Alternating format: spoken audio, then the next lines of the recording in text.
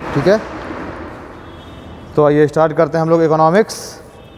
कल हम लोगों ने इकोनॉमिक्स में बात की थी फिएट मनी क्या है, लीगल टेंडर क्या है, दोनों में क्या डिफरेंस है। क्लियर। आज हम लोग कल हम लोगों ने कॉइनेज एक्ट भी देखा था, कॉइन्स वगैरह कि अधिकतम कितने तक का कॉइन छाप सकती है इंडियन गवर्नमेंट। कॉइन को छापना और उसका लीगल टेंडर होना दोनों में डिफरेंस है, क्योंकि इसी तरह का एक कॉइन होता है जिसको हम कहते हैं स्मृति सिक्के, जो कि किसी न किसी महापुरुष की याद में मिंट किए जाते हैं। बट हर एक स्मृति सिक्का ये तो है नहीं कि लीगल टेंडर होगा, जबकि वो फिएट मनी है। अभी जैसे कि 2020 में कौन ग्वालियर की राजमाता का नाम है उनका, कौन सी सिंधिया हैं, अरे जिनको उनकी माता जो है राजमाता सिंधिया, विजया राजे सिंधिया, ठीक है, राजमाता विजया राजे सिंधिया, उनके जन्म उसके उपलक्ष्य में क्या किया, उनको सम्मान देने के लिए 100 रुपये का कॉइन मिंट किया गया है।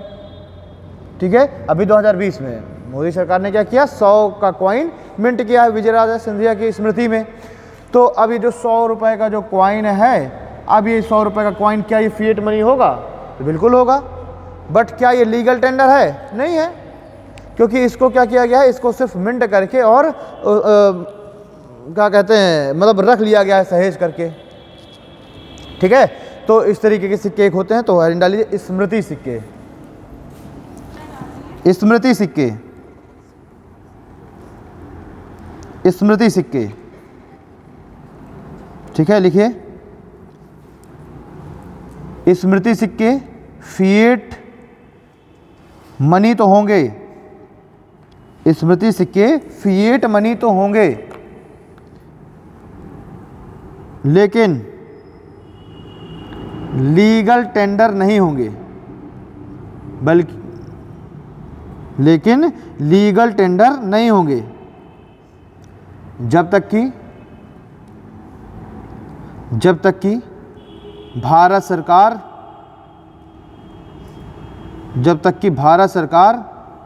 स्वीकृति ना दे दे, जब तक भारत सरकार स्वीकृति ना दे दे।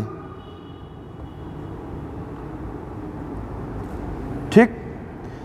अब हम लोगों ने ये मिंट की, हम लोगों ने मिंटिंग प्रेस भी कल देख लिए थे, 4 जगह पे थी। कहाँ पर थी सुमन? हैदराबाद में 2 थी ना? ठीक है, कौन कौन सी थी? चेरलापल्ली और सैफाबाद। हैदराबाद में 2।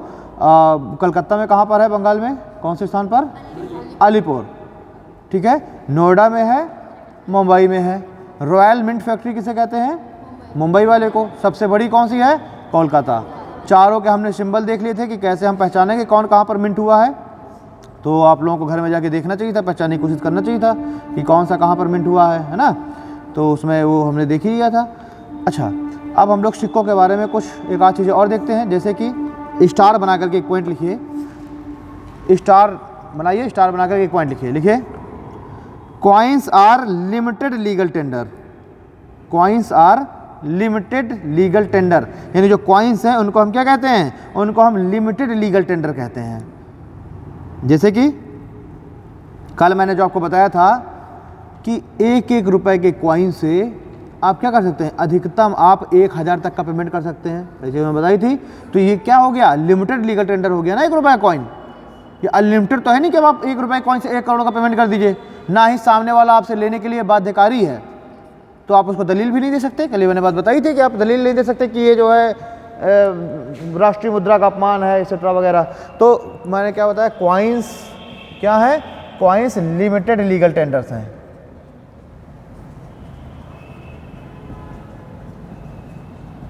ठीक, यानी कि 1 रुपए के कॉइन से आप मैक्सिमम 1000 तक का पेमेंट सेटलमेंट कर सकते हैं। 1 रुपए के कॉइन से आप अधिकतम 1000 तक का पेमेंट सेटलमेंट कर सकते हैं। ठीक है, दूसरा स्टार बना के दूसरा पॉइंट लिखिए। Notes, currency notes are unlimited legal tenders, currency notes are unlimited legal tenders, यानी करेंसी नोट से आप अनलिमिटेड आप पेमेंट कर सकते हैं। लेकिन अनलिमिटेड में भी एक क्राइटेरिया है क्या क्राइटेरिया कि अधिकतम 2 लाख। ठीक है, मतलब आप ऐसा नहीं है कि आप 2 लाख से ऊपर का आप कैश में पेमेंट नहीं कर सकते, आप 2 लाख से ऊपर में कैश में पेमेंट करिए, लेकिन जो है क्या है उसमें फिर आपको सब कुछ दिखाना पड़ेगा ना कि जो है आपकी इनकम क्या है, ये सारी चीज़ें। इसलिए क्या हो गया, गवर्नमेंट ने क्या किया है, मतलब ये सब रोकने के लिए, ब्लैक मनी वगैरह रोकने के लिए क्या किया गवर्नमेंट ने कि आप अधिकतम 2 लाख तक का आप कैश में पेमेंट करेंगे, 2 लाख का, और 2 लाख से ऊपर का अगर आपको पेमेंट करना है तो फिर आप कैसे करेंगे, चेक के माध्यम से, डिमांड ड्राफ्ट के माध्यम से, है ना। तो क्या है, currency notes unlimited legal tender है, लेकिन अब गवर्नमेंट ने ब्लैक मनी को रोकने के लिए क्या लगा दिया, एक फिल्टर लगा दिया कि आप कैश में आप अधिकतम 2 लाख तक का ही आप पेमेंट करेंगे कैश में, उसके ऊपर फिर आप NEFT करिए, RTGS करिए, है ना, या फिर आप जो है चेक में पेमेंट करिए, डिमांड ड्राफ्ट में पेमेंट करिए, कैसे भी करिए। अभी सब अभी आएगा, परेशान ना हो, आज ही की क्लास में चलेगा सब, ठीक, क्योंकि वो हम किस में पढ़ेंगे, RTGS बैंक मनी में, डिजिटल मनी में। तो अभी कौन सी मनी चल रही है, पेपर चल रही है, तो इसी के जस्ट बाद अभी आप लोग पढ़ेंगे RTGS NEFT क्या है, सेटलमेंट इसका कैसे होता है, एक बार में कितना होता है, ठीक है, क्या समय है, आधा घंटा में होता है, क्या है, एवरीथिंग। तो कॉइन्स क्या है, लिमिटेड लीगल टेंडर है, 1000 तक का ही 1 रुपये की कॉइन्स आप पेमेंट कर सकते हैं। नोट्स क्या है, अनलिमिटेड लीगल टेंडर है, बट गवर्नमेंट ने एक फिल्टर लगा दिया है ब्लैक मनी को रोकने के लिए कि अधिकतम कैश में 2 लाख तक का आप पेमेंट करेंगे, उसके ऊपर का अगर आपको पेमेंट करना है तो फिर आप जो है ऑनलाइन माध्यम से करिए, किसी भी चीज़ से। चलिए, तो ये तो हो गया करेंसी नोट्स के बारे में, ठीक है। अगला एक हेडिंग पॉइंट डालिए, अगला एक पॉइंट डालिए, डीमोनेटाइजेशन, विमुद्रीकरण, डीमोनेटाइजेशन, DEMONETIZATION, डीमोनेटाइजेशन, विमुद्रीकरण।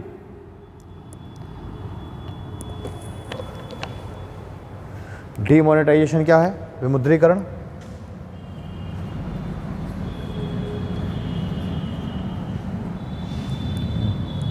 डीमोनेटाइजेशन क्या है, विमुद्रीकरण।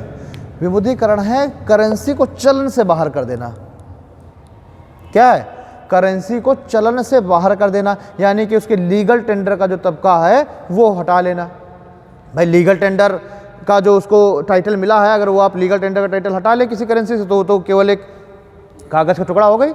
तो 500 और 1000 की जो पुरानी नोट थी वो क्या कर दिया गया, उनको चलन से बाहर कर दिया गया, और चलन से बाहर करने के लिए बोल दिया गया कि आज से ये लीगल टेंडर नहीं रह जाएंगी, ठीक है। तो जो है ये क्या होता है, विमुद्रीकरण, डीमोनेटाइजेशन, यानी कि रुपए को, करेंसी को चलन से बाहर कर देना विमुद्रीकरण कहलाता है, ठीक है। तो अगर जिस नोट का विमुद्रीकरण में शामिल की जाएगी वो क्या हो जाएगी, उसके लीगल टेंडर का तबका एक तरह से हटा दिया जाएगा, ठीक, और उसकी जगह पर नई नोट फिर उतने ही जितने अमाउंट की नोटें का डीमोनेटाइजेशन किया जाएगा, उनको हटाया जाएगा, उतनी ही अमाउंट की नोटें केवल छापी जाएंगी। अगर मान लीजिए 1,000 की 1 लाख नोटों को अगर चलन से हटाया गया है तो 2-2 हज़ार की अब अधिकतम कितनी नोट छापी जा सकती हैं, 50,000। अमाउंट आप उतना ही आपको रखना पड़ेगा, क्यों, क्योंकि करेंसी को भी प्रिंट करने के पीछे किसके बिहाफ पर प्रिंट होती है करेंसी, गोल्ड रिजर्व के बिहाफ पर। कल मैंने आपको बताया ही था ये बात कि आप ऐसा नहीं है कि आप अनलिमिटेड जितनी चाहे उतनी करेंसी आप प्रिंट करा लें, प्रिंट करा के आप रख लें, है ना, ऐसा नहीं है। आपको क्या करना पड़ेगा, आप जितना आपके पास गोल्ड रिजर्व है उसी के बिहाफ पर, अगर आपसे कभी कोई पूछता है कि करेंसी किस बिहाफ पर प्रिंट की जाती है, तो करेंसी गोल्ड रिजर्व के बिहाफ पर, ठीक है। तो 1 लाख की अगर 1,000 की 1 लाख नोटें हटाई गई तो 2-2 हज़ार की 50,000 नोटें ऐड कर दी जाएंगी, उतना ही जितना गोल्ड रिजर्व है, ठीक है। हाँ हाँ, तो भैया तो अपने पास गोल्ड रिजर्व है कहाँ भाई, अमेरिका वगैरह देखिए उनके पास है बड़ा तगड़ा गोल्ड रिजर्व, उनके पास माइंस, अपने पास माइंस कहाँ है भाई। यही तो होता है भाई, गोल्ड क्या है। अब आप ऐसा नहीं कर सकते कि आप जो है जितना मन करे उतना छाप के रख लीजिए, जितना आपके पास गोल्ड रिजर्व है। गवर्नमेंट ये करती है, गवर्नमेंट जितना एक्स्ट्रा पैसा उसका गोल्ड खरीद लेती है। हाँ भाई देखिए, गवर्नमेंट क्या करती है, जब भी गवर्नमेंट को ज़्यादा नोटें छापनी है, मार्केट में ज़्यादा नोटें लॉन्च करनी है, तो गवर्नमेंट गोल्ड खरीदेगी, दूसरे देशों से गोल्ड खरीदेगी, और गोल्ड खरीद करके लेकर के और फिर आरबीआई के पास रिजर्व किया जाएगा, आरबीआई उसी के बिहाफ पर उतनी ही नोटें प्रिंट करेगी, ठीक है।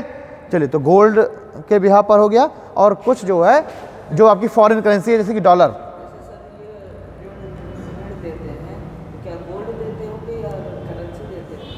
कौन? वो जो हमको लोन देते हैं तो गोल्ड के रूप में थोड़ा देते हैं, वो तो डॉलर में देंगे, डॉलर में देंगे या फिर कुछ दूसरी करेंसी में, जैसे भी, ठीक है। वैसे तो डॉलर में ही इंटरनेशनल ये सारी चीज़ें होती हैं।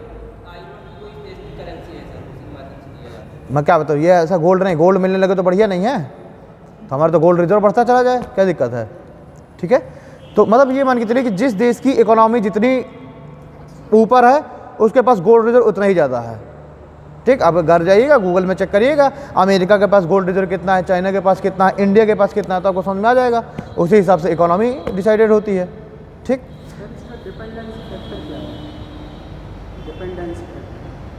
डिपेंडेंसी फैक्टर गोल्ड के हिसाब से, करेंसी के हिसाब से, हाँ, तो इसका डिपेंडेंसी मतलब कहीं ना कहीं वर्ल्ड बैंक से है। अरे वाह बताओ, अब तुम्हारे 2000 के नोट में लिखा है कि 2000 रुपये अदा करने का वचन देता हूँ, ऐसे तो वो 2000 की नोट कागज़ का टुकड़ा ही है ना, टोकन करेंसी तो है। उसकी वैल्यू क्यों है उस 2000 की नोट की?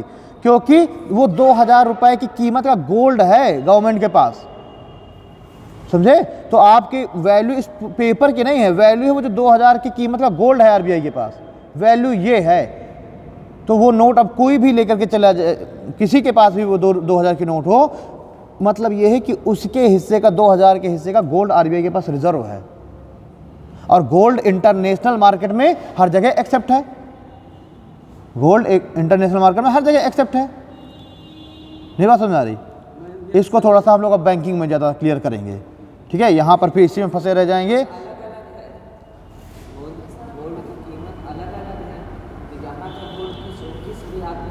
देखिए उसी भी जिस हिसाब से इंटरनेशनल मार्केट में गोल्ड की कीमत बढ़ती जाएगी, जिस उसमें इंटरनेशनल मार्केट में गोल्ड, जो गोल्ड की कीमत है वो इंटरनेशनल मार्केट में डिसाइड होती है, थोड़ा बहुत है फ्लक्चुएट कर लेते हैं हर एक देश। तो जिस हिसाब से डॉलर की कीमत या गोल्ड की कीमत इंटरनेशनल मार्केट में बढ़ती जाएगी, उतना ही हम और ज़्यादा पैसे छापते जाएंगे, हमारे पास संभावना रहेगी और पैसे हम छाप लें। हम देखते हैं डॉलर अगर 70 से 80 हो जाएगा तो डॉलर मजबूत हो गया ना, और हमारे पास अब डॉलर रिजर्व है $4 बिलियन का, मेरे मान लीजिए $400 बिलियन का। तो अब डॉलर क्या हो गया, मजबूत हो गया। तो अब जो $1.5 बिलियन का मार्जिन हो गया, अब हम उतनी और नोटें छाप सकते हैं, ठीक है। तो इंटरनेशनल मार्केट में जिस तरीके से गोल्ड की कीमत बढ़ेगी, डॉलर की कीमत बढ़ेगी, उसी हिसाब से हम अपनी नोटें भी एक्स्ट्रा छापते चले जाएंगे, ठीक। अरे यार इकोनॉमी है, इतना आसानी से आ जाए समझ में तो फिर क्या है, इकोनॉमिक्स नाम क्या को रह जाए, ठीक है। तो भी इसकी कुछ चीज़ें हम लोग जब बैंकिंग वगैरह सिस्टम पढ़ेंगे तो वहाँ पर फिर बाकी चीज़ें कुछ देखेंगे। हाँ, तो डिमोनेटाइजेशन आप लोगों ने लिख लिया कि किसी भी नोट को का लीगल टेंडर का दर्जा समाप्त कर देना, उसको चलन से बाहर कर देना, उसकी जगह पर नई नोटों से उसको रिप्लेस कर देना, ठीक है। अगला आता है रीडेनोमिनेशन। रीडेनोमिनेशन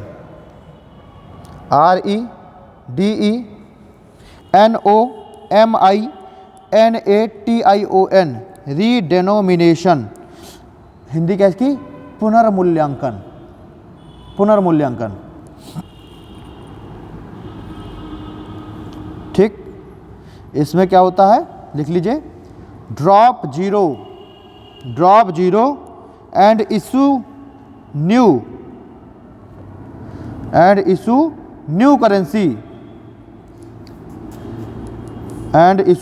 न्यू करेंसी ऑब्लिक करके लिख लीजिए, ऑब्लिक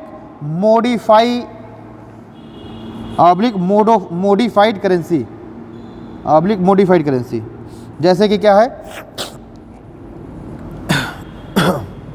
ईरान ने क्या किया, ईरान ने रीडेनोमिनेशन किया, उसने विमुद्रीकरण की, उसने अपनी जो करेंसी है उसको लीगल टेंडर का दर्जा नहीं हटाया।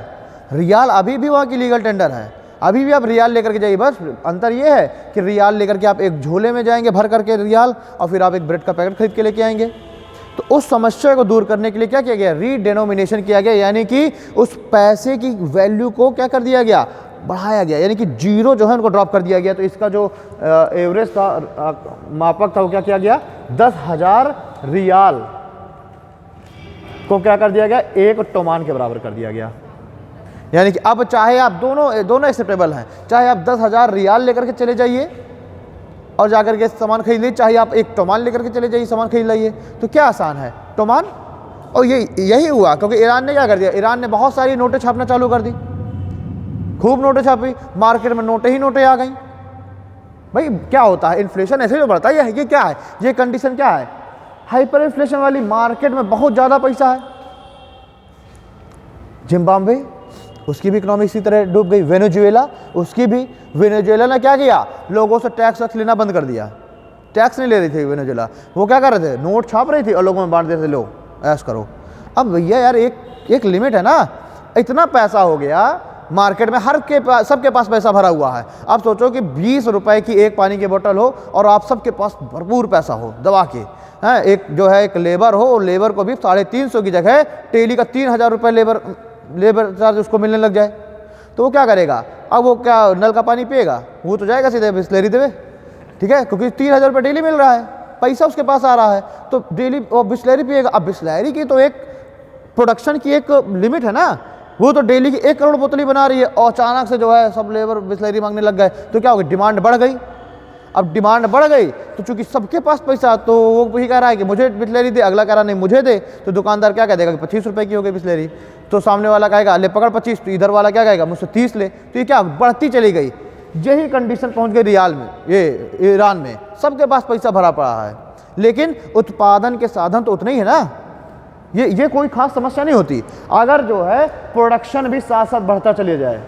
जिस हिसाब से डिमांड बढ़े, डिमांड के साथ अगर प्रोडक्शन भी बढ़ रहा है, जैसे जैसे डिमांड बढ़े, डिमांड के साथ प्रोडक्शन बढ़े, तो कोई समस्या नहीं है। लेकिन जब मार्केट में पैसा भरपूर आ जाए, डिमांड बढ़ जाए और प्रोडक्शन ना बढ़ पाए, तो कंडीशन कौन सी आती है, ये वाली, भर भर के पैसा लेके जाओ। अब चूंकि पैसे की कोई वैल्यू नहीं रह गई ना, सबके पास पैसा भरा पड़ा, कोई वैल्यू रह गई, अब नहीं रहेगी कोई। वही मैंने जो कल काउरीज वाले बताया, सीप, भाई अभी सीमित थे तो उसकी वैल्यू थी, अब लोग समुद्र के किनारे टहल रहे हैं, काउरी बटोर रहे हैं खूब सारे सीप, उसकी कोई वैल्यू रहेगी, नहीं रह गई, क्योंकि तुम्हारे पास 1 लाख रखे रहो, अब हम ज़्यादा बटोर लाए वहाँ से, ठीक। तो ये क्या है, ये है रीडेनोमिनेशन, जिसमें पैसे को लीगल टेंडर के दर्जे से नहीं हटाया जाता, लेकिन बस क्या कर दिया जाता है, उसकी जो है जो वैल्यू है उसको बढ़ा दिया जाता है। उसकी जगह पर मैंने क्या बताया, या तो नई नोट छाप दीजिए, भाई जीरो को ड्रॉप कर दीजिए। इन्होंने क्या किया, इन्होंने सीधे अपनी करेंसी के पीछे से 4 जीरो ड्रॉप कर दिए, करेंसी के पीछे सीधे 4 जीरो ड्रॉप कर दिए, और क्या उसकी जगह पर एक नई करेंसी छाप दी, टोमान, या फिर इसी को मॉडिफाई कर दिया, मान लीजिए मॉडिफाई करके टोमान छाप दिया। अब लोगों से कह दिया चाहे आप 10,000 रियाल लेके आ जाइए, चाहे एक टोमान लेके आ जाइए, तो आसान एक टोमान लेकर के जाना है, बात वही है। यानी कि कहने का मतलब क्या है कि यहाँ पर पैसे की वैल्यू बिल्कुल डाउन हो गई। रीडेनोमिनेशन का मतलब है पैसे की वैल्यू बिल्कुल डाउन हो जाना। विमुद्रीकरण में पैसे की वैल्यू डाउन नहीं होती भाई। ऐसा नहीं था कि वो 1000 की नोट की अब वैल्यू का कुछ नहीं रह गई थी, अब पानी की बोतल 1000 रुपये में मिलने लगी थी, ऐसा तो भारत में कुछ हुआ नहीं था कि अब वो बिस्लरी की बोतल है 1000 में बिकने लगी थी, इसलिए जो 1000 की नोट बंद करके 2000 लाया गया, ऐसा तो कुछ था नहीं। सिर्फ क्या किया गया था, एक ब्लैक मनी, इसमें इसका जो आधार होता है एक ब्लैक मनी होती है। रीडेनोमिनेशन का आधार क्या होता है, ब्लैक मनी को खत्म करना, ठीक है। मार्केट में जो नकली नोटें आ गई हैं उसको खत्म करना आधार होता है रीडेनोमिनेशन का, सॉरी डीमोनेटाइजेशन का, विमुद्रीकरण का। और रीडेनोमिनेशन का आधार क्या होता है, जो पैसे की वैल्यू बहुत घट गई है उस पैसे की वैल्यू को सुधार करना। अंतर दोनों समझ में आ रहा है ना वेद प्रकाश। विमुद्रीकरण पुनर्मूल्यांकन का क्या है, विमुद्रीकरण ब्लैक मनी, फॉर्जरी जो हो रही है, नकली नोटें जो मार्केट में आ गई हैं उसको खत्म करना, और पुनर्मूल्यांकन का मतलब होता है जो पैसे की वैल्यू बहुत घट गई है उस वैल्यू में सुधार करना, ठीक। तो अपने यहाँ क्या रीडेनोमिनेशन हुआ था, नहीं हुआ था, अपने यहाँ डीमोनेटाइजेशन हुआ था, विमुद्रीकरण हुआ था, पैसे की वैल्यू नहीं घटी थी, बट हमने उसको चलन से बाहर कर दिया था क्योंकि हमें ऐसा शक था कि ब्लैक मनी बहुत ज़्यादा हो गई है या फिर नकली नोटें बहुत हो गई हैं, ठीक। चलिए, हाँ जी, एग्जाम्पल दे, हाँ जैसे 10,000 रियाल में हाँ 1 किलो चीनी आ रही है, हाँ, तो क्या सर एक टोमान में 1 किलो चीनी नहीं आएगी, बिल्कुल आएगी। तो फिर सर वैल्यू कहाँ पर? अब वो तुम भर के झोले में भर के नोटें लेके जा रहे हो, तुम नोटें झोले में भर भर के लेके जा रहे हो। अब तुम 10,000 रियाल लेकर के गए मार्केट में, दुकानदार गिन रहा है बैठे 10,000 रियाल, ठीक है भाई। दुकानदार क्या कर रहा है, रियाल बैठे गिन रहा है, उसकी वैल्यू कुछ नहीं, पड़ी है, नोटें पड़ी हैं। अब ये बताओ 10,000 रियाल में जब 1 किलो चीनी मिल रही है और रास्ते में तुम्हें 2-4 रियाल पड़े हुए मिल जाए, तुम उठाओगे क्या, नहीं उठाओगे, क्योंकि वो 2-3-4 रियाल में कुछ आ ही नहीं रहा, कुछ आना ही नहीं है। नहीं, मेरी बात नहीं सुन रहा है भैया, 10,000 रियाल 10,000 नोटें रियाल की। आप क्या करेंगे, इतना बड़ा बैग उठाएंगे। अगर आपको चीनी लेने जाना है तो आप क्या करेंगे, एक ट्रॉली बैग उठाएंगे। उस ट्रॉली बैग में मान लीजिए चीनी के साथ कुछ सब्जी वब्जी भी लेना है तो आप ट्रॉली बैग निकालेंगे। उस ट्रॉली बैग में आप बेहतरीन जो है गड्डी बना बना के नोटें ठूसेंगे और फिर लेके जाएंगे मार्केट, ठीक है, और उस बैग से नोटें निकाल कर उसको दे देंगे और वो आपको क्या करेगा, एक पन्नी में आपको सब्जी पकड़ा देगा और लिए चले जाएंगे आप घुमाते। तो ये समस्या दूर करने के लिए, शॉर्टेज हुआ ना सर, इसको शॉर्ट कर दिया उसी में शॉर्ट। हाँ तो मैं क्या कह रहा हूँ, वही तो मैं कह रहा हूँ ना कि वो जो रियाल की जो वैल्यू खत्म हो गई थी, वो तो तुम बैग में भर के लेके जा रहे थे रियाल, तो अब बैग में ले जाकर के अब तुम क्या करो, एक तो नोट एक जेब में डाल के लेकर के जाओ। ठीक है सर, समझ लूँगा। अरे यार मैं क्या कह रहा हूँ, जो रियाल की जो वैल्यू, अरे अब इससे सिंपल शब्द में क्या समझाऊँ यार भाई, रियाल की जो वैल्यू बिल्कुल औकात खत्म हो गई थी रियाल की। अब वो 2-4 ठो नोट अगर रियाल की पड़ी है तुम नहीं उठाओगे, क्योंकि तुम्हें पता है कि वो 10,000 रियाल में तो 1 किलो चीनी आनी होगी, 2-4 नोटों में तो कुछ ना आएगा, गरिया के अलग भड़का देगा दुकानदार, है ना, ठीक है। तो जो रियाल की जो वैल्यू डाउन हो गई थी तो उसकी जगह पर टोमान ले आया गया कि अब आप रियाल को बैग में ना भर के लेके जाइए, एक टोमान लेके चले जाइए, आपका काम हो जाएगा। अब तुम ना समझो, अब तुम ना समझो, है, ठीक है। तो मेन चीज़ का पुनर्मूल्यांकन करना, यानी कि जो वैल्यू घट गई है उसकी जगह पर नई एक नोट ले आइए, ताकि जो है वो नोट पावरफुल नोट हो, ताकि जो है बहुत ज़्यादा, अब दुकानदार बैठे तुम्हारी 10,000 नोटें गिन रहा है, पता चले दूसरा एक आ गया कि एक तेल की शीशी दे दो, वो भी एक ट्रॉली में लिए चला आ रहा है, फिर बैठे दुकानदार गिन रहा है, तो सोचो कितनी समस्या है ना। तो ये समस्या दूर करने के लिए, अब बाकी अब जिसको ना समझ में आया हो तो भैया फिर जो है वो अब छोड़ दें, ठीक। चलिए अब जो है ये तो हो गया आपका पूरी तरीके से टोकन करेंसी। मैंने टोकन करेंसी या पेपर करेंसी की मैंने हर एक चीज़ बता दी आपको। नोट्स की बात कर ली, कॉइन्स की बात कर ली, कॉइन में भी जो भी चीज़ें हो सकती थी वो सब बात कर ली। जो ये पेपर करेंसी है ये किस तरीके से स्वैपिंग इसको चेंज किया जा रहा है, ये हमने डेमोनेटाइजेशन और रीडोनेमेशन हमने देख लिया। अब हम बात करेंगे बैंक मनी या डिजिटल मनी।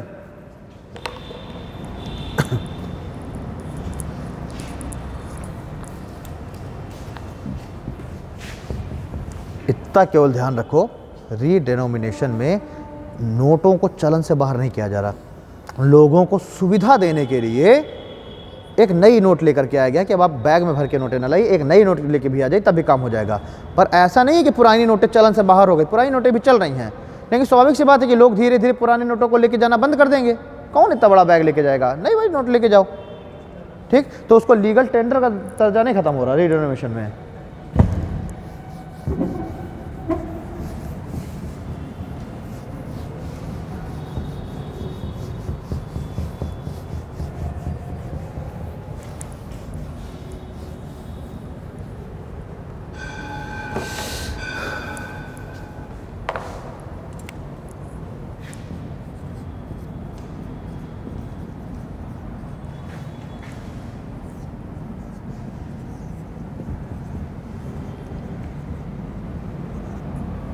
ठीक है, तो मनी के इवोल्यूशन के क्रम में, विकास के क्रम में पेपर मनी के बाद अब किसकी आवश्यकता समझ में आई, बैंक मनी की। क्यों आवश्यकता समझ में आई, क्योंकि पेपर मनी से ज़्यादा इजी है इसको कैरी करना।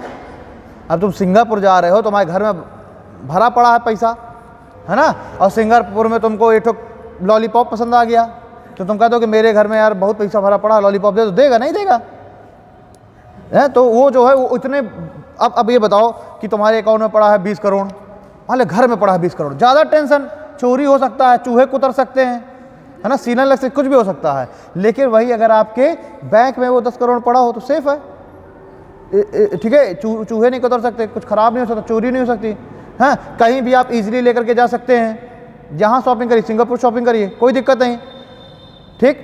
देखिए मैंने बताया था उसी तरह लैंड हुआ करती थी कमोडिटी मनी में, लैंड, तो कमोडिटी मनी में लैंड को हटाया गया और उसकी जगह पर पेपर करेंसी आई थी, क्योंकि लैंड और ज़्यादा टफ थी।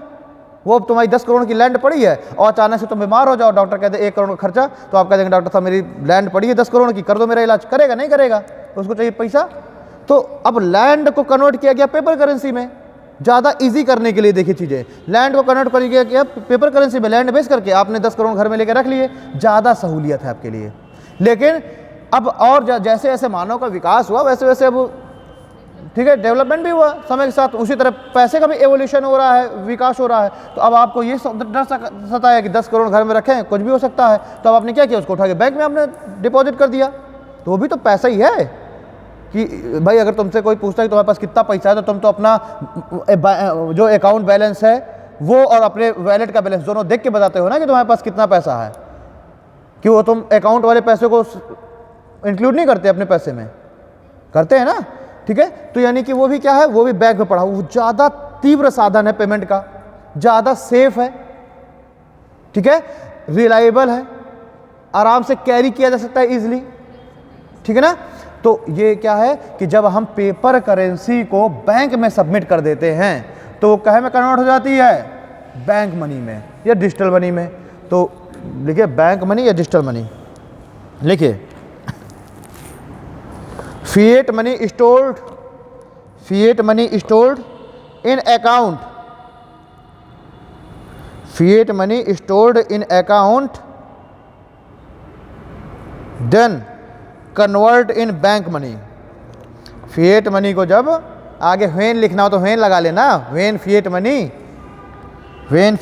Stored in account then it convert in bank money, ठीक है। तो जब भी फिएट मनी को हम बैंक में डिपॉजिट कर देते हैं, स्टोर कर देते हैं अपने अकाउंट में, तो कहाँ में कन्वर्ट होती है, बैंक मनी में। इजी कॉन्सेप्ट है, ठीक है। अब इसका जो है, इसका हम यूज कैसे कर सकते हैं, इसका यूज कैसे कर सकते हैं, तो इस बैंक मनी का हम यूज कर सकते हैं चेक के माध्यम से, है ना, डिमांड ड्राफ्ट के माध्यम से, ये तमाम जो एप्लीकेशन आ गए इनके द्वारा पेमेंट सेटलमेंट होता है, इससे भी कर सकते हैं, ठीक है। हम एटीएम कार्ड से डायरेक्ट पेमेंट कर सकते हैं, ठीक है। हम एनईएफटी कर सकते हैं, आरटीजीएस कर सकते हैं।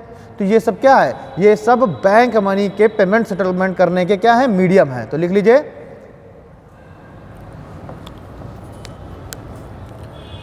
We can settle payment by cheque, we can settle payment by cheque, NEFT, we can settle payment by cheque, NEFT जो भी आपको याद आ रहा है, बाय एप्लीकेशन, है ना, ठीक है, इंटरनेट बैंकिंग, एक्सेट्रा कुछ भी।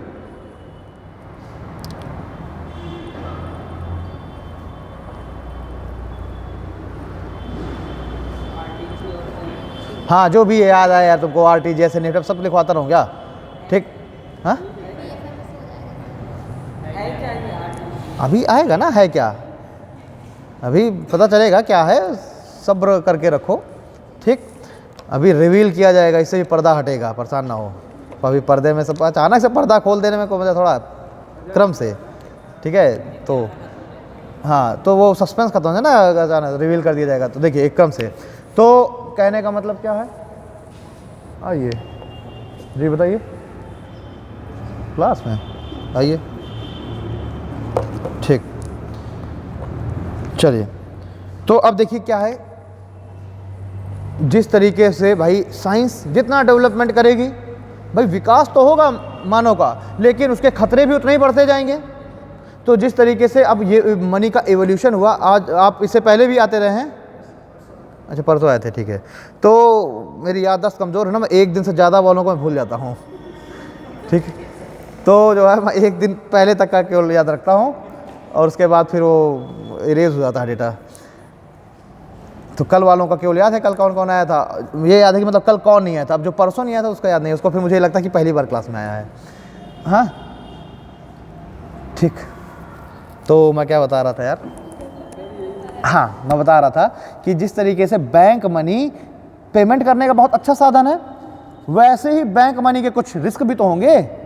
पता चले आप चेक से पेमेंट कर रहे हैं, सामने वाले से आप चेक से पेमेंट ले रहे हैं और किसी ने तुम्हें चेक में बढ़िया लिख करके दे दिया, ठीक है, साइन वाइन करके, अब उसके अकाउंट में पैसा ही नहीं है ना, तो वो तो आपके साथ धोखा ना हो गया।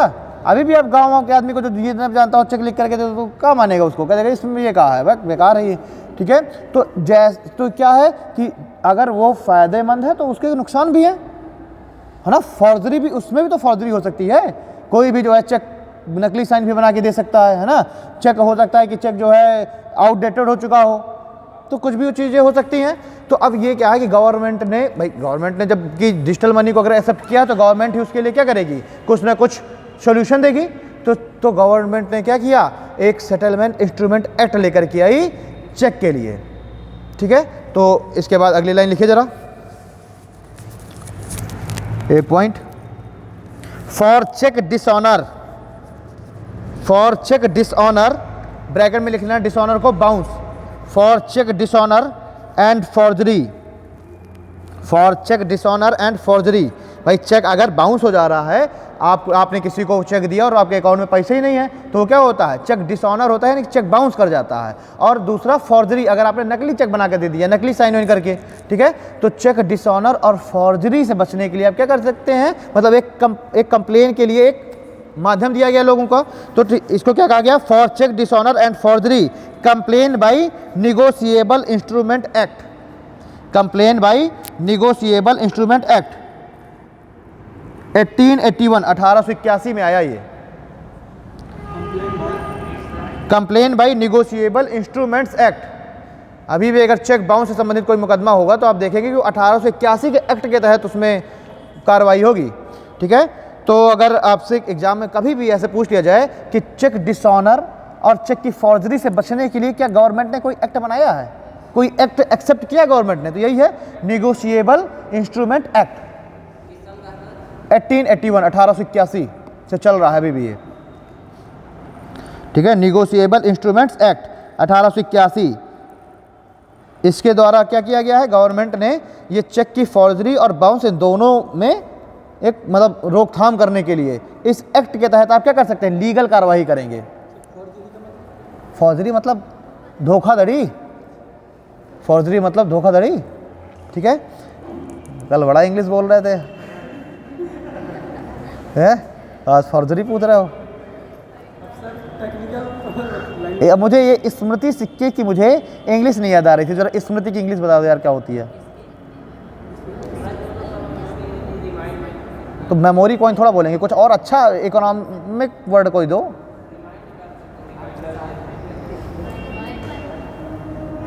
क्या हो गया भाई, ये रिमाइंड और मेमोरी कॉइन्स ये अच्छा नहीं लग रहा ना, कोई जैसे रीडिनोमिनेशन है ना, लीगल टेंडर, तो ये भारी भरकम वर्ड है। मेमोरी कॉइन्स यही होता है, चेक कर लियो क्या, अच्छा मेमोरी कॉइन्स। लेकिन अभी ये मुझे और मैं इसका कोई वर्ड और बेहतरीन इकोनॉमिक वर्ड सोचूंगा मैं इसका, हाँ बेहतरीन, हाँ मेमेंटो कॉइन, मेमेंटो भाई मतलब दिमाग से निकल, मेमेंटो कॉइन। अब लग रहा है ना इकोनॉमिकल वर्ड, अब इकोनॉमिक वाला वर्ड लग रहा है, अब वो मेमोरी कॉइन नहीं लग रहा था इकोनॉमिक वाला, है ना, अब ये मेमेंटो कॉइन, ठीक। तो हमने क्या कहा कि चेक की फॉर्जरी से बचने के लिए एक एक्ट लेकर के आया गया, निगोशिएबल इंस्ट्रूमेंट एक्ट 1881। इसके तहत ही जितने भी चेक बाउंस से संबंधित कचहरी में चीज़ें होती हैं सब इसी एक्ट के तहत होती हैं, ठीक है ना, एक्ट माने कानून। अब एक हेडिंग डालिए, types of cheque, types of cheque, bracket में लिख लेना based on time limit, types of cheque based on time limit, types of cheque based on time limit, ठीक है। तो चेक के हम लोग टाइप देखेंगे, चेक कितने तरीके का होता है, types of cheque based on time limit, यानी कि समयावधि के आधार पर चेक कितने तरीके का होता है, ठीक है। एक चेक तो होता है कि जो है भाई आप उस तिथि के बाद ही आप पेमेंट आपको मिलेगा, है ना, पोस्ट डेटेड चेक, बताया था ना वहाँ पर गांधी जी ने भी पोस्ट डेटेड चेक कहा था क्रिस्टनसन को, ठीक। तो पोस्ट डेटेड चेक मतलब इसमें सबसे पहले लिखना है जो चेक का उदाहरण है stale cheque, STALE stale cheque, STALE stale cheque. Stale cheque क्या है, स्टेल चेक लिखिए, after the given time limit payee could not cash the cheque, after the given time limit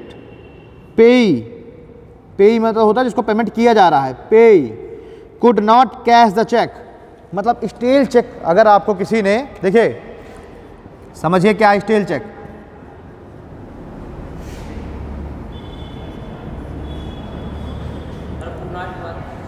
देखिए मैं पहले समझा दूं फिर बदल दूंगा। स्टेल चेक क्या होता है, मान लीजिए मैंने आपको एक चेक दिया, उसमें मैंने डेट डाल दी 30 दिसंबर, ठीक है, 30 दिसंबर की डेट डाल दी और वो चेक का टाइप कौन सा, स्टेल चेक है वो, ठीक है ना। आप उसको लेकर के अगर बैंक जाएंगे 1 जनवरी को, तो बैंक वाला पेमेंट नहीं करेगा। वो क्या कह देगा कि 30 दिसंबर से चेक एक्सपायर हो चुका है। वो क्या है? Stale check.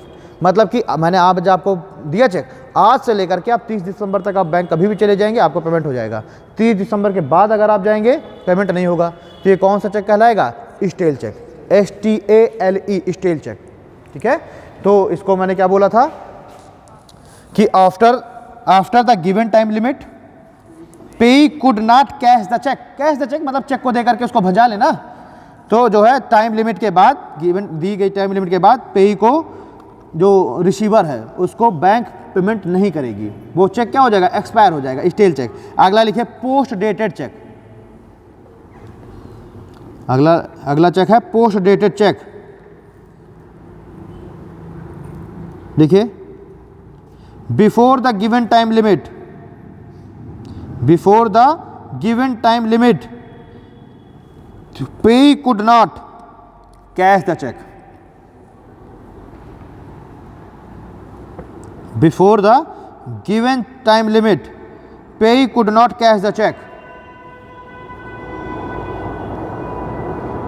अरे भैया वो वाला था कि अगर समय एक्सपायर हो गया तो अब आपको पेमेंट नहीं किया जाएगा। ये वाला है कि मैंने आज आपको चेक दे दिया, उस पर डेट डाल दी 1 जनवरी की, और आप पहुंचे 31 दिसंबर को, तो बैंक पेमेंट नहीं करेगी। क्या कहेगी कि 1 जनवरी के बाद आइएगा, और फिर 1 जनवरी के बाद से लेकर आप कभी भी जाइए। भाई आप ज़मीन खरीदते हैं, ज़मीन आप खरीदते हैं, तो अब ज़मीन है 1 करोड़ की, अब आपके पास 1 करोड़ तुरंत नहीं है। आप क्या करते हैं? जो भी तमाम ये सब ज़मीनें जो प्लॉटिंग का काम करते हैं, सब यही सब चीज़ें करते हैं, पोस्ट डेटेड चेक देते हैं। उन्होंने क्या किया? 40 लाख पेमेंट दे दिया, 60 लाख का पेमेंट, 60 लाख का चेक दे दिया 1 साल बाद की तारीख का। अब ये नहीं है कि वो जो है सामने वाला कल ही चला जाए और उसके बाद कल ही जाकर के वो चेक लगाए और चेक हो जाए बाउंस, तो वो जो है निगोशिएबल इंस्ट्रूमेंट एक्ट के तहत आपके ऊपर केस कर दे चेक बाउंस का। नहीं, क्योंकि आपने उसको कह रखा है कि मेरे अकाउंट में अभी पैसा नहीं है, तुम कब जाओगे? 1 साल के बाद जाओगे। यानी कि तुमने उसको डेट डाल रखी है 1 जनवरी 2022 की, तो 1 जनवरी 2022 के पहले अगर ये व्यक्ति चला गया तो बैंक इसको पेमेंट नहीं करेगी। लेकिन अगर ये व्यक्ति 1 जनवरी 2022 के बाद गया, आफ्टर इस डेट, और तब अगर आपके अकाउंट में पैसा नहीं है, तो ये क्या करेगा? तुरंत आपके ऊपर धोखाधड़ी का केस लगा देगा, चेक बाउंस का केस लगा दिया जाएगा। क्योंकि आपने क्या रखा कि 1 जनवरी के बाद चले जाना, मेरे अकाउंट में पैसा होगा, निकाल के तुमको मिल जाएगा। लेकिन आपने पैसा डाला ही नहीं, तो आपकी मंशा क्या है? फॉर्जरी करने की, धोखाधड़ी करने की। तो चेक आपका बाउंस, चेक बाउंस क्या होता है? ऐसे नहीं चेक चटकने लगता, चेक बाउंस, उसका पेमेंट नहीं हो पाया, आपके अकाउंट में पैसा ही नहीं है, तो आपने धोखाधड़ी किया। ठीक है, चेक बाउंस, तो आप धोखाधड़ी की नीयत से आपने उस चेक को दिया है। ठीक है, तो एक तो चेक हो गया स्टेल। आप स्टेल में आप गिरी गई तारीख के बाद नहीं जा सकते। पोस्ट डेटेड चेक आप पहले नहीं जा सकते, यानी कि जो डेट आपको दी है उसके बाद फिर आप कभी भी चले जाइए। पोस्ट। अगला चेक लिखिए, चेक का अगला टाइप नो क्रॉसिंग ऑब्लिक करते हुए लिखिए no crossing oblique open cheque oblique bearer cheque. No crossing open cheque oblique bearer, BEARER, bearer, यानी जो बियर करके जाए, बियर पी के नहीं, मतलब बियर उसको ले करके जाए। ठीक है ना, तो बियरर चेक अपनी जो नोट है, नोट उसको अगर हम बियरर चेक कह दें तो कुछ गलत है क्या? नोट जो 2000 की मान लीजिए नोट है, 100 की नोट है, कोई भी नोट है, वो एक तरीके से बियरर चेक ही तो है। गवर्नमेंट ने उसमें कहा है कि इसकी वैल्यू 2000 के बराबर है, और नोट की कोई वैल्यू नहीं हो, क्या 2000 रुपये की बराबर है। वो नोट तो सिर्फ क्या है, एक तरीके से चेक ही है ना, उसमें साइन नहीं है RBI गवर्नर के, और उसने कहा हुआ है कि मैं बियरर को, धारक को 2000 रुपये अदा करने का वचन देता हूँ। RBI गवर्नर ने कह रखा है। अब बैंक को ये मतलब नहीं है कि वो नोट कौन लेके आ रहा है, भले ही तुम्हारी 2000 की नोट खो जाए तो अब तुम उसको लेके जाओ बैंक में जमा करने, बैंक वाले थोड़ा कह देगा कि ये तो एक्स व्यक्ति की नोट है, हम उसी को पेमेंट करेंगे। अब आप वो नोट गिर जाए, आप जाइए बैंक जाइए, कहीं पर भी जाइए, उस नोट की वैल्यू वही जो भी लेकर के जाए। मतलब बियरर चेक ऐसा चेक होता है कि जो भी व्यक्ति उस चेक को लेकर के बैंक में जाएगा, बैंक वाला उसको पेमेंट कर देगा। बैंक वाले को मतलब नहीं है कि राम लेके जा रहा है कि घनश्याम लेके जा रहा है। ठीक है ना, तो open cheque, no crossing cheque या फिर बियरर चेक क्या है? लिखिए anyone who presents the check anyone who presents the cheque bank can, अच्छा बैंक कैन ना लिखिए, anyone who presents the cheque can encash, can encash, can encash the cheque, can encash the cheque, ठीक है ना। यानी anyone कोई भी ऐसा व्यक्ति जो चेक को लेकर के बैंक के सामने उपस्थित होता है, बैंक उसको बिना व्हाट इफ कुछ भी करे उसको पेमेंट कर देगी। वो चेक के टाइप होते हैं, ठीक है। उसमें जैसे कि जो पीरियड चेक होता है, हाँ, तो उसमें क्या होता है, सॉरी जो पोस्ट डेट कौन सी, वो जिसमें डबल लाइन खींची जाती है, कौन सी होता है, पोस्ट डेटेड चेक, ठीक है। वो डबल लाइन जो खींची जाती है वो पोस्ट डेटेड होता है ना, क्रॉस चेक, वो क्रॉस चेक होता है। और ये जो नो क्रॉसिंग होता है उसमें कोई भी लाइन नहीं खींचते, डबल लाइन, ठीक है। और फिर जब बैंक जब जनरेट करती है आपको पासबुक, तो उसमें भी स्टेल चेक का अलग एक वो होता है, वो बैंक की प्रक्रिया है। अब ये थोड़ा सा बैंक में जरा जाइएगा, और अगर आपके घर में कोई हो तो पासबुक देखना, हाँ चेकबुक, तो ये वो चेकबुक अधिकतर जो बैंक से जो चेकबुक पहली बार में जो मिलती है वो हमेशा बियरर वाली रहती है। जो बैंक से पहली बार में जो पासबुक है हमेशा बियरर मिलती है। जब आप बैंक से दोबारा मांगेंगे तब बैंक आपको फिर से उसमें पूरा बाकायदा आपका प्रॉपर नाम हम सब होगा, उसमें मैग्नेटिक इंक से पूरा लिखा होगा। तब आप जब बैंक से मांगेंगे स्टेल और आप पोस्ट डेटेड, तब बैंक पे आपको अलग से देती है। जब आपके बैंक अकाउंट के साथ जो शुरुआत में मिल जाती है वो बियरर वाली होती है। सर मेरे पापा कभी कभी काटा करते तो उसमें ऐसे साइन बना देते हैं, ऐसे करके, ये सब क्या होता है? यही है क्रॉस चेक, यही है कि जो है इस पेमेंट इस समय के बाद पेमेंट किया जाएगा इसका। यही क्या है कि इस समय के बाद इसका पेमेंट किया जाएगा, ठीक। चलिए हाँ,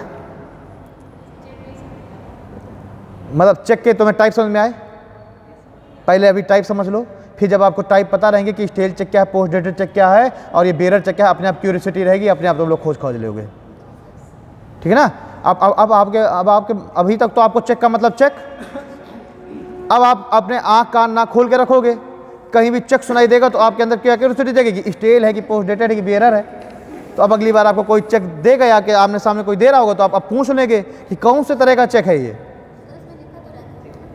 हाँ उसमें कुछ उसमें जो है रहता है। अच्छा स्टेल चेक मैंने भी नहीं अभी तक देखा, स्टेल चेक मैंने अभी तक नहीं देखा। मैं देखो क्यों झूठ बोलूं, तो मुझे स्टेल चेक का मुझे खुद आइडिया नहीं है। देखो बहुत सारी चीज़ें होती हैं कि ज़मीनी स्तर पर, मतलब मैं कहने का मतलब थ्योरेटिकल और प्रैक्टिकल नॉलेज दोनों में अंतर होता है, ठीक है। तो स्टेल चेक हमने खुद नहीं अभी तक देखा है, तो इसलिए जो मैं उसको कंफर्म नहीं बता सकता, ठीक है।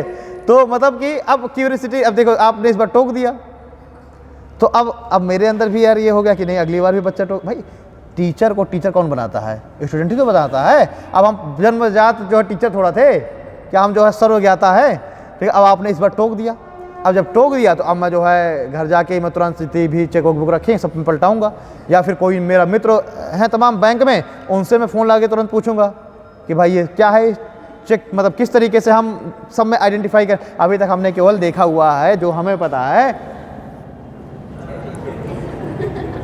ठीक है। थ्योरेटिकल नॉलेज है कि स्टेल क्या होता है, पोस्ट डेटेड क्या होता है और बियरर क्या है। अब वो चेक हमने चूंकि भाई चेक का यार अभी हमने खुद ने चेक का इतना ज़्यादा प्रयोग किया। अभी तो चेक का काम क्या पड़ता है कि चेक की आवश्यकता पड़ी तो पिताजी से करवा के और जो है अपना काम कर लिए, ठीक है। तो अब जो है अब हम भी ढूंढेंगे क्या है कैसे, अब आप लोग भी ढूंढेगा। अब मैं यार भाई एक बात, जब मुझे स्टेल चेक मैंने खुद नहीं देखा तो मैं कैसे तुम लोगों को भी कंफर्म बता दूँ, है ना। तो इसलिए भाई साफ सीधी बात बता दो, ज़्यादा सही है। चलिए खैर, हाँ anyone who presents the check,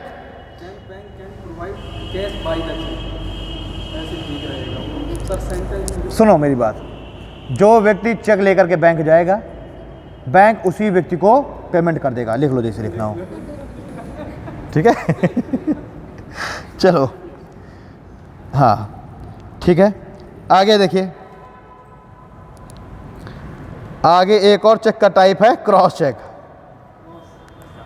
अभी नो क्रॉसिंग चेक था, आगे एक चेक का टाइप आ रहा है क्रॉस चेक। ये जो है ये वाला क्रॉस चेक है, ये है क्रॉस चेक, ठीक ठीक है, देखिए क्रॉस चेक क्या होता है, जिस चेक में ये क्रॉस कर दिया गया, अब वो सीधे अब कैश में पेमेंट नहीं होगा। अगर वो व्यक्ति लेकर के कैश वो चेक गया बैंक, तो बैंक क्या करेगी, उस मतलब पेई के अकाउंट में पैसा ट्रांसफ़र करेगी।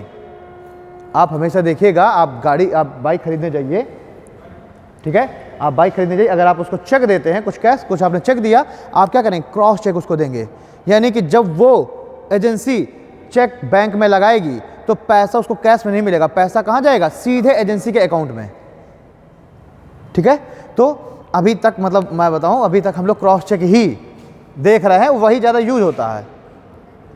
जो बिजनेसमैन होते हैं वो बिजनेसमैन बियरर चेक बहुत यूज करते हैं, समझिए। जो बिजनेसमैन है हमेशा बियरर चेक बहुत यूज करेगा। वो देगा, उसको कैश कराना है तुरंत, वो तुरंत चेक देगा, अपने किसी भी लड़के को दे देगा चेक, और जाएगा कहेगा जाओ जाके जल्द तुरंत पैसा निकाल लाओ, तो जाएगा चेक देगा, तुरंत उसको कैश में पेमेंट मिल जाएगा। अब यार कोई बड़ा कोई व्यापारी है, वो थोड़ा बैंक जाएगा बार बार, तो वो कौन सा यूज करेगा, बियरर चेक का यूज करेगा। हाँ, मैं क्रॉस चेक बता रहा हूँ। क्रॉस चेक हम आप यूज करते हैं जिनको डर है कि हमारा पैसा कहीं यहाँ वहाँ ना चला जाए, हमें सीधे भाई अब अकाउंट में डायरेक्ट पैसा जाएगा तो पूरा एक प्रूफ रहेगा कि तुम्हारे अकाउंट में पेमेंट ट्रांसफर हो चुका है। तो जो नौकरी पेशे वाले होते हैं वो अधिकतर जो है सबसे ज़्यादा क्रॉस चेक का यूज़ करते हैं। क्रॉस चेक में क्या होता है कि मैंने अगर आपको क्रॉस चेक दिया और उसमें ऊपर इस तरीके से डबल लाइन खींच दी, आप उस चेक को लेकर के बैंक में जाएंगे तो बैंक वाला आपको कैश में पेमेंट नहीं करेगा, वो आपका अकाउंट आपसे एक फॉर्म भरवाएगा, उस फॉर्म में आप अपना अकाउंट नंबर मेंशन करेंगे, फिर आप जो है वो चेक भी जमा कर देंगे, अपना जो अकाउंट नंबर है वो वाली पर्ची आप जमा कर देंगे, तो पेमेंट डायरेक्ट आपके अकाउंट में होगा। भाई तो ये मैंने लाइन खींच करके दिया, मेरे वो चेक हो गया, अब वो चेक आपको मिल गया, आप लेकर के बैंक जाएंगी और आपने जमा किया, तो आपको कैश तो नहीं दे रहा ना बैंक वाला, आपसे क्या कहेगा, अकाउंट नंबर लिख के दो। हाँ, आप कहेगा अकाउंट नंबर लिख करके दो, एक फॉर्म आता है रेड कलर का, फॉर्म आपको भरना पड़ेगा, अकाउंट नंबर वगैरह सब लिख करके देंगे। मान लीजिए अगर फ्रॉड हो भी गया तो आपका अकाउंट नंबर की तो डेटा है ना बैंक के पास। अब मैंने कंप्लेन लिखा है कि मेरा चेक खो चुका है, बैंक ने देखा कि हमने तो पेमेंट कर दिया, यहाँ पर भी बैंक आपसे पूछताछ नहीं करेगी, आपसे केवल अकाउंट नंबर लेगी, चेक पेमेंट कर देगी आपके अकाउंट में। बैंक ने तुरंत क्या किया, अपना डेटा देखा, अकाउंट नंबर मिल गया, अकाउंट नंबर से उसने आपकी पूरी डिटेल निकाल ली, क्योंकि बैंक के पास तो आपकी सारी डिटेल है ही ना, सारे डॉक्यूमेंट्स वगैरह प्रत्येक चीज़। ठीक है, तो ये जो बेयरर चेक है इसको आम लोग इसलिए नहीं यूज करते हैं। बेयरर और क्रॉस चेक का तो मुझे अंतर पता है, लेकिन स्टेल और पोस्ट डेटेड में बेसिक क्या डिफरेंस उसमें चेक में क्या होता है वो देखना पड़ेगा, तब समझ में आएगा। ठीक है, तो इसको थोड़ा सा देख लेना तुम लोग। बेयरर चेक में देखिए एक रिस्क है, वकील साहब, बेयरर चेक में एक रिस्क है, हंस रही है बैठ के, ठीक है। अरे तो तुम भी तो वकालत कर रही हो, बताओ ना जो है किस तरह से, अब बताओ नहीं कि स्वीपेज इंस्ट्रूमेंट एक्ट तो पढ़ाया जा रहा है कि नहीं पढ़ाया जा रहा, अभी ना पढ़ाया गया होगा ना, फर्स्ट में तो अभी ना पढ़ाया जाएगा, आपको पढ़ाया जाएगा जाके चौथे सेमेस्टर में। तो देखिए हाँ हाँ हाँ वो जो भी है,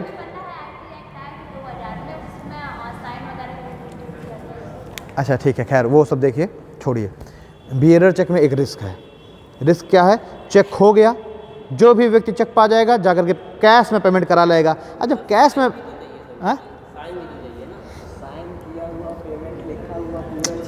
यार तुम बात नहीं समझ रहा है, सुनो मेरी बात।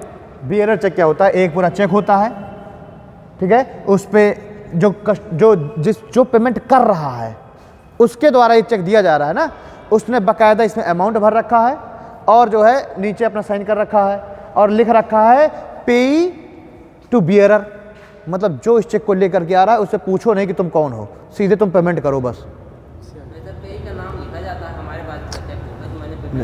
अरे एक बार बताओ, मैं कह रहा हूँ पेई का नाम लिखा गया, लेकिन वो बियरर चेक जो भी लेकर के जाएगा उसका पेमेंट हो जाएगा, उसमें बैंक उसका डेटा नहीं लेगा, कोई कैश में पेमेंट होता है।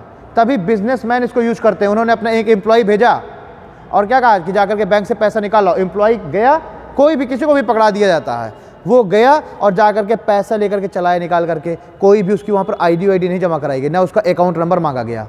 ये क्या है, तभी तो उसमें फॉर्जरी हो सकती है।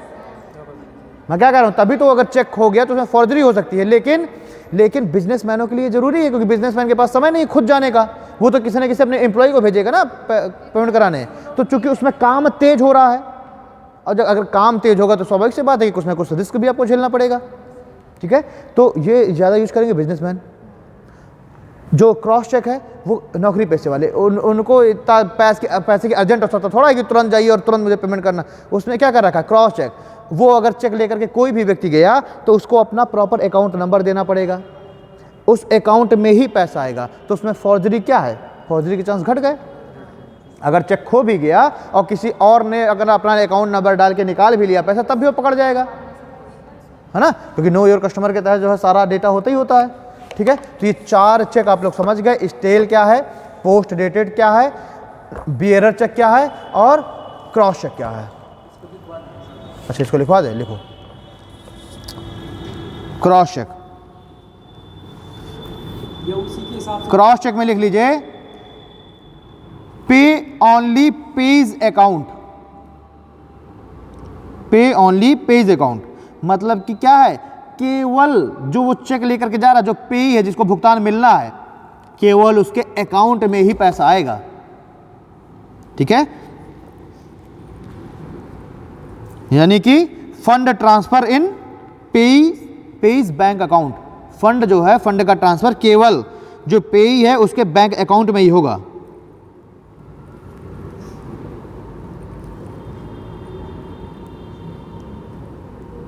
चलिए ठीक है, अब देखिए क्या हो गया, छूट गया। हाँ, पे only page bank account, page PAYEE' page, यानी कि जो जिसको भुगतान मिलना है उसको क्या कहा जाता है, पेज। ठीक है, तो इसमें क्या हो रहा है क्रॉस चेक में कि केवल उसके बैंक अकाउंट में ही पेमेंट होगा, है ना। अब ज़रा ये बंद हो जाए, फिर मैं अभी कंफर्म कर ले रहा हूँ फ़ोन करके कि आखिरकार स्टेल और उसको हम लोग कैसे आइडेंटिफाई करते हैं। ठीक है, पोस्ट डेटेड में क्या करते हैं,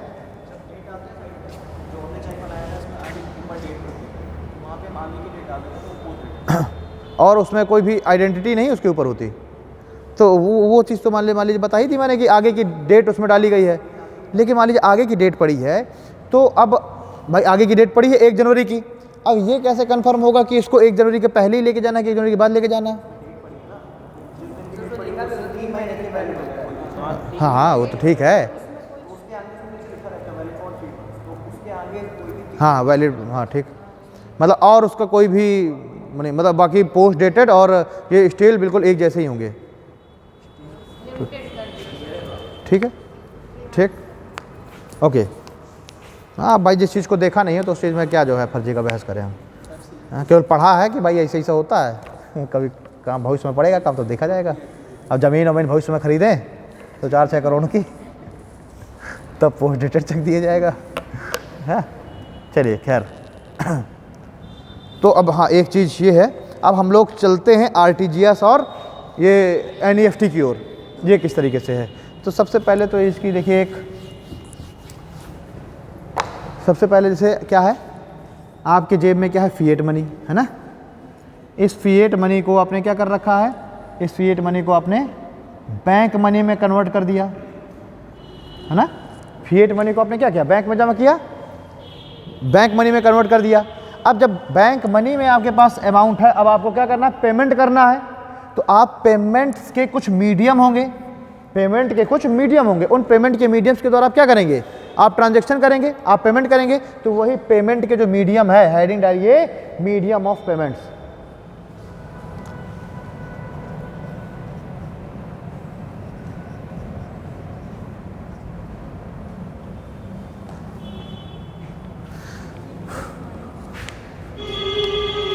ठीक, मीडियम ऑफ पेमेंट्स। चेक भी होगा, डिमांड ड्राफ्ट भी होगा, और क्लास में एक संदेश भी होगा अभी कि क्लास में जो कोई बैठे हैं वो दरबार कतई ना करें। पहले ही मैंने कहा था कि दरबार सिर्फ मुझसे होगा। हाँ, NEFT, हाँ नेफ्ट वही है। क्या है पूछ रही हो तुम? हाँ, हेडिंग आपको डालनी है मीडियम ऑफ पेमेंट्स, ठीक है। अब मीडियम ऑफ पेमेंट्स में हम लोग देखेंगे कितने तरह के मीडियम है भाई। मीडियम ऑफ पेमेंट्स में हमने चेक भी देखे, एक मीडियम देख लिया, चेक की बात हमने पहले ही कर ली। अब हम लोग बात जैसे डिमांड ड्राफ्ट भी एक मीडियम ऑफ पेमेंट ही तो है, डिमांड ड्राफ्ट भी, एनईएफटी भी, आरटीजीएस भी है। तो वही अब हम थोड़ा सा देखेंगे कि जो भी बैंक मनी है इसका जब हम पेमेंट करेंगे तो उसकी मीडियम क्या है। क्या हो गया, क्या टेंशन है? अरे तुम परेशान ना हो, सारे जितने भी टाइप्स होंगे सब अभी बात हो जाएगी, ठीक है। अब ये आप सिर्फ डाल लिए आप मीडियम ऑफ पेमेंट्स, ठीक है। चलिए आगे बढ़िए। इस मीडियम ऑफ पेमेंट में तीन यहाँ पर तीन नोट कर लीजिए, एनईएफटी, आरटीजीएस और आईएमपीएस। मैं जब टॉपिक खत्म हो जाए और तब कुछ अगर छूट जाए तो फिर बताना, ठीक है। अभी शुरुआत में तुम लोग टेंशन ना लिया करो। तीन टाइप हैं यहाँ पर पेमेंट्स के, एनईएफटी, आरटीजीएस और आईएमपीएस। ठीक, ब्रैकेट में इनके फुल फॉर्म भी लिखते हुए चलिए। IMPS, I for ink, M for monkey, P for parrot, S for son, IMPS, ठीक है। इनके फुल फॉर्म भी लिखो, जैसे कि एनईएफटी का, इनको इस तरीके से आपने किया, इनके फुल फॉर्म भी लिखिए। एनईएफटी लिखिए पहले, national electronic fund transfer, national electronic fund transfer, NEFT का फुल फॉर्म हो गया। आरटीजीएस का लिखिए, national electronic fund transfer, NEFT का। आरटीजीएस का लिखिए, real time gross settlement, real time gross settlement, real time gross settlement. नाम से ही समझ में आ रहा है, रियल टाइम, तुरंत पेमेंट होगा। एनईएफटी में तो फिर भी अब आधा, मतलब पहले तो और समय लग रहा था, अभी भी आधा घंटा का समय लग जाता है एनईएफटी में, लेकिन आरटीजीएस क्या होता है, क्विक पेमेंट सेटलमेंट होगा तुरंत, ठीक है। देखिए एनईएफटी में क्या होता है, मान लीजिए आप आईसीआईसीआई से आप एचडीएफसी कर रहे हैं, कुछ एचडीएफसी के कस्टमर एसबीआई में कर रहे हैं, तो वो लोग क्या करते हैं कि हर आधा घंटा में पेमेंट का सेटलमेंट करते हैं, ठीक। अब मान लीजिए एसबीआई के कुछ कस्टमर ने एक्सिस बैंक में पेमेंट किया हुआ था, एक्सिस बैंक के कुछ कस्टमर ने एसबीआई में पेमेंट किया हुआ था, कि वो लोग हर आधा घंटे का डेटा देखेंगे कि मान लीजिए आईसीआई से एसबीआई में गया है 2 करोड़ रुपए और एसबीआई से आईसीआईसी में गया है 1 करोड़ रुपए, है ना। तो 1 करोड़ का मार्जिन बचा ना, तो अब एसबीआई नहीं आईसीआईसी को पेमेंट करेगी, अब क्या करेगी, जो आईसीआईसीआई है आधा घंटा के बाद एसबीआई को 1 करोड़ रुपए भेज देगी, पेमेंट का सेटलमेंट हो गया। नहीं बात समझ में आई भाई? जब मान लीजिए, अब इस तरह समझिएगा, आईसीआईसीआई ने भेजा एसबीआई को 2 करोड़ रुपए, भाई उसके जो कस्टमर्स हैं उन्होंने, आईसीआई के कस्टमर्स हैं, उन्होंने एसबीआई में भेजा 2 करोड़ रुपए, तो एसबीआई के पास तो 2 करोड़ रुपए पहुंचना चाहिए ना आईसीआईसीआई से, और एसबीआई के कस्टमर्स ने आईसीआईसीआई में भेजा 1 करोड़ रुपए। दोनों में डिफरेंस क्या, 1 ही करोड़ का तो डिफरेंस है, यानी कि जो आईसीआईसीआई है उसको एसबीआई को 1 करोड़ रुपए ज़्यादा भेजना है। तो यहाँ पर जब सेटलमेंट होगा तो सेटलमेंट में क्या हो जाएगा कि एसबीआई अब आईसीआईसीआई को कोई पैसा नहीं भेजेगी, क्योंकि ऑलरेडी है वहाँ पर पैसा। आईसीआईसीआई क्या कर देगी, 1 करोड़ रुपए आईसीआईसीआई एसबीआई को भेज देगी, बस।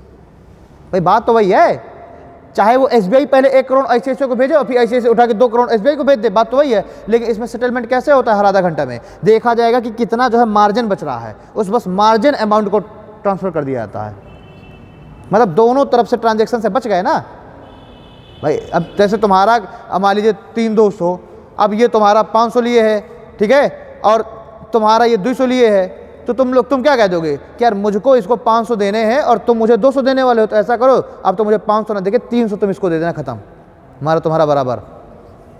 होता कि नहीं होता, ठीक। तो बस यही चीज़ है पेमेंट सेटलमेंट में। वो लोग क्या कह देते हैं कि भाई इस तरह से हर आधा घंटे में सेटलमेंट होता है एनईएफटी में। अब वो लोग कह देते हैं कि ऐसा है कि जो है जो रेस्ट ऑफ अमाउंट है वो आप हमको ट्रांसफर कर दिए, पेमेंट का पेमेंट सेटलमेंट। और आरटीजीएस में क्या होता है, ये मतलब नहीं कि कौन किसको कितना भेज रहा है, पेमेंट किया कस्टमर ने आरटीजीएस से, तुरंत आप ट्रांसफ़र करिए, वो बाद में फिर देखेंगे हम कि किसके पास किसका सरप्लस बचा है, ठीक है। तो आरटीजीएस में इसीलिए कुछ चार्ज भी लिया जाता है, क्योंकि वो क्या आपको सुविधा ज़्यादा दे रहा है, आपको सुविधा ज़्यादा दे रहा है तो चार्ज लेगा आपसे और तुरंत सेटलमेंट कर देगा, ठीक। तो आरटीजीएस का फुल फॉर्म क्या है, रियल टाइम ग्रॉस सेटलमेंट। अब लिखिए आईएमपीएस का, IMPS immediate payment service, immediate payment service क्या है? IMPS। ठीक, अब हेडिंग डालिए NEFT। कुछ पॉइंट्स लिख लेते हैं NEFT के बारे में। NEFT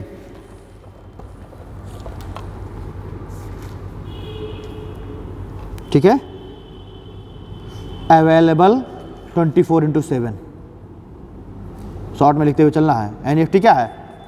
आप 24 घंटे सातों दिन आप NEFT कर सकते हैं, है ना। ऐसा कुछ नहीं है कि आप 12 बजे के बाद नहीं कर सकते हैं, कि सिर्फ 6 बजे से लेकर शाम को 8 बजे तक ही करेंगे, कि बैंक समय पर ही करेंगे, नहीं, आप दिन भर में कभी भी करिए।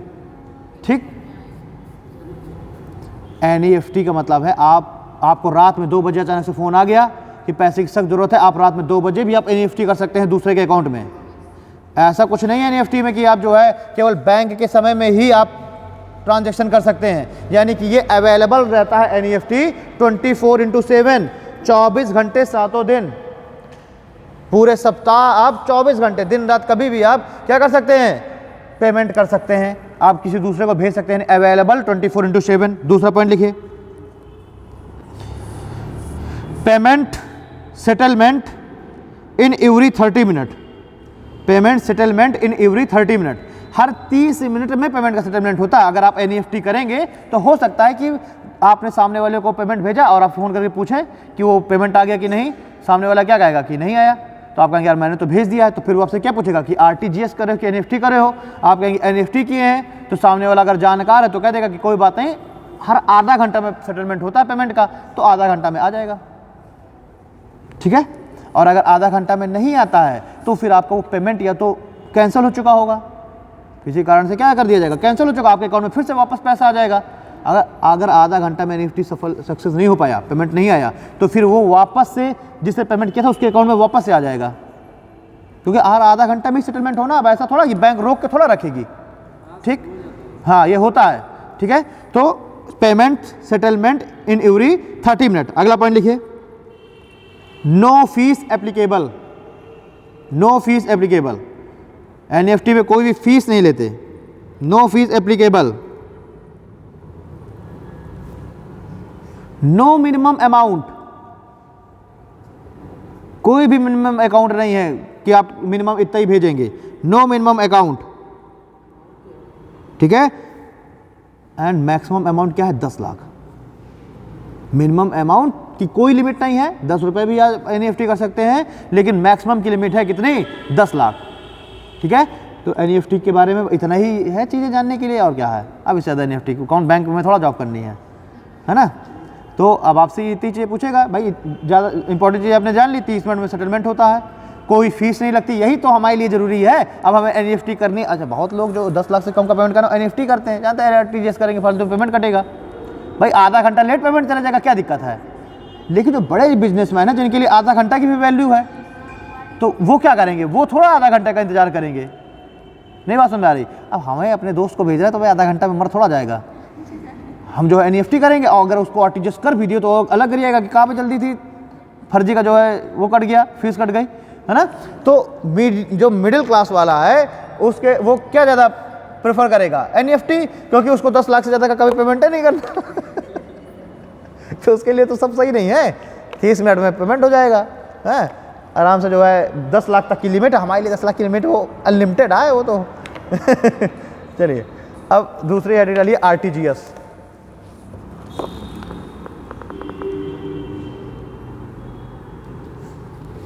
RTGS available in weekdays. Weekend पर ये अवेलेबल नहीं होता, यानी कि जब बैंक बंद होगा तो RTGS भी नहीं होगा। ठीक है, available in weekdays. Saturday Sunday अगर बंद है तो RTGS भी सैटरडे संडे नहीं होता। होता है क्या पंडित जी? RTGS नहीं होता सैटरडे संडे। अगर सैटरडे संडे अगर आपको पेमेंट करना है तो फिर आपको NEFT ही करनी पड़ेगी, यानी भाई तुरंत सेटलमेंट हो रहा है ना, रियल टाइम सेटलमेंट हो रहा है RTGS में, तो इसलिए बैंक में प्रॉपर बैंक में काम तो हो रहा होना चाहिए।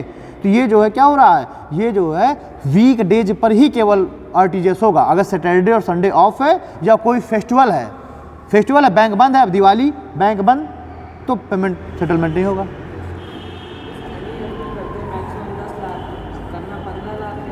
तो फिर आप आरटीजीएस करिए। 2 बार की भी एक लिमिट है ना कि आप इतने समय इंटरवल में फिर आप आरटीजीएस करें। अगर आपको इकट्ठा 15 लाख करना है तो फिर आरटीजीएस करिए। एनईएफटी करनी है तो फिर 2 बार में आप कर सकते हैं 24 आवर्स के बाद, ठीक है। अब बड़ा बिजनेसमैन है वो 24 घंटे की वैल्यू है, ठीक। तो आरटीजीएस क्या हो गया, available in weekdays. Instant settlement, दूसरा पॉइंट इंस्टेंट सेटलमेंट, जो सेटलमेंट है पेमेंट का वो तुरंत होगा, इंस्टेंट सेटलमेंट। अगला पॉइंट इसे में लिखिए, फॉर हाई वैल्यू और लार्ज स्केल वैल्यू।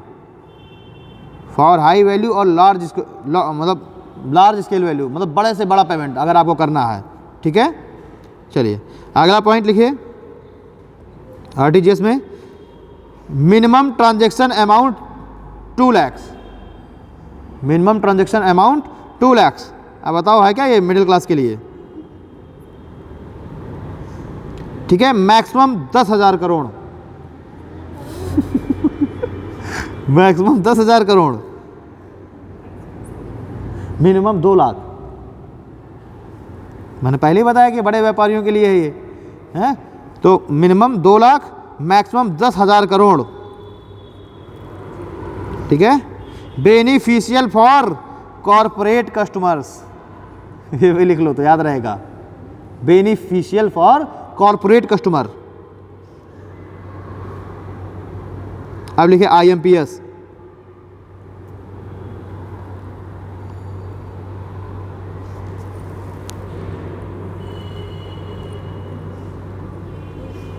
अब लिखिए आईएमपीएस, ठीक है। आईएमपीएस में लिखिए, आईएमपीएस में लिखिए not run by RBI, not run by RBI, comma करके run by NPCI, not run by RBI. RBI इसको वो नहीं करती, इसको कौन वो करेगा, मतलब क्रियान्वित करता है, ठीक है, एनपीसीआई। अभी मैं आगे बताऊंगा एनपीसीआई क्या है, ठीक।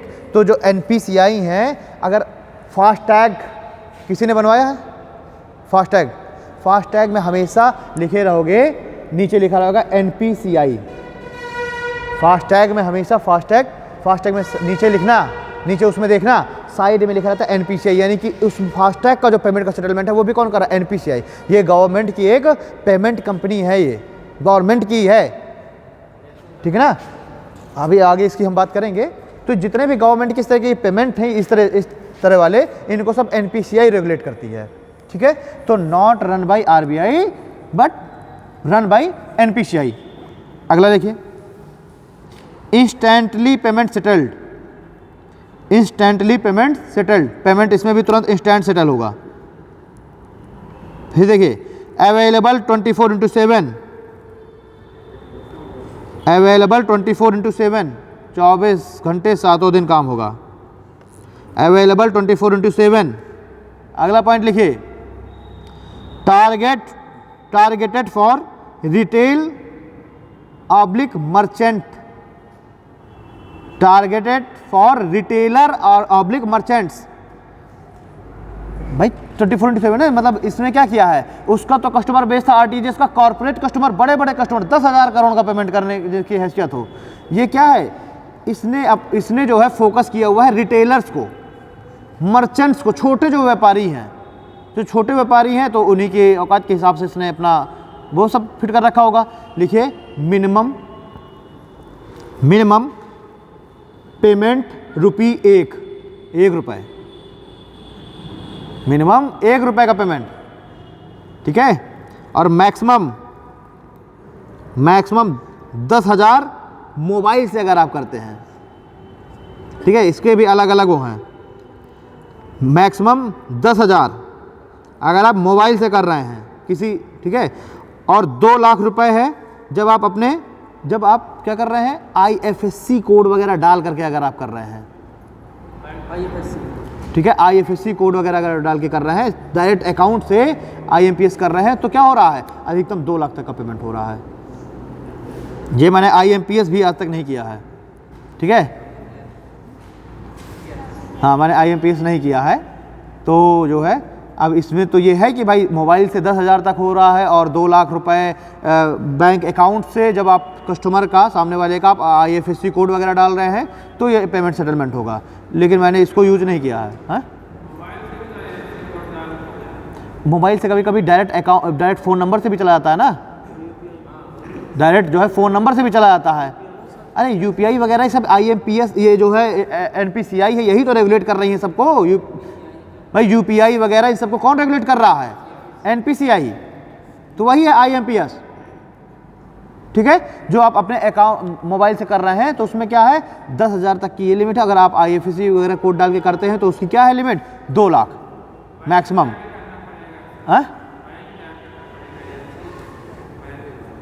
अपने अकाउंट से करेंगे आप, बैंक नहीं, आप कंप्यूटर से भी कर सकते हैं भाई, इंटरनेट बैंकिंग से आप कर सकते हैं उसमें। लेकिन भाई आपके अकाउंट में होनी चाहिए इंटरनेट बैंकिंग आपके पास।